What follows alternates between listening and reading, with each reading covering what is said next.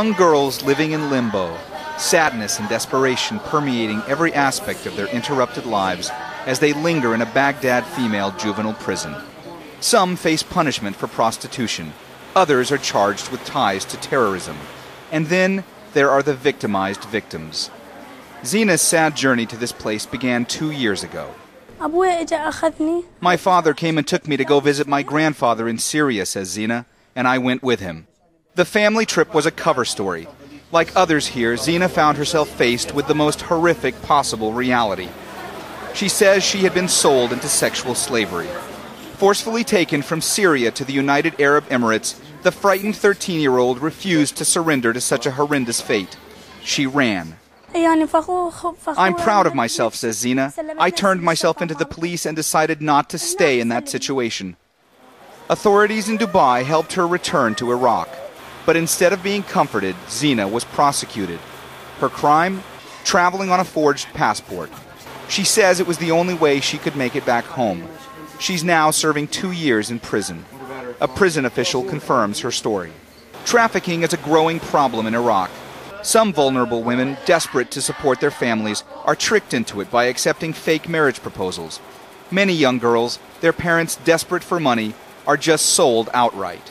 In some ways, the fate is worse than death. Once they've been trafficked, there's a stigma, even though they're the victims in this horrific situation where they've been exploited and they've been trafficked to another country with no legal recourse. Even the ones who manage to escape will never truly be free. Try as they might to shield themselves from a tribal society's cruel gaze, unsparing judgment will follow them wherever they go. As difficult as it is for the girls in this prison, and as much as they want their freedom, many of them are extremely afraid that when they do get out, they won't have much of a future to look forward to.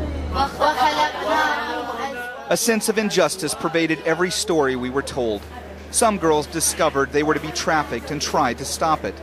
Fatin says that when she found out her father was attempting to sell her, she sought help from the law.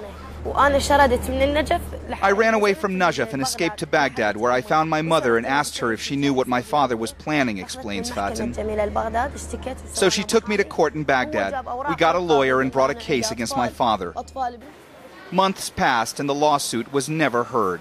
Why is the Iraqi government not prosecuting traffickers? There hasn't been a case of prosecution against a trafficker that we're aware of. Why isn't the Iraqi government not passing a law to make it more difficult for trafficking?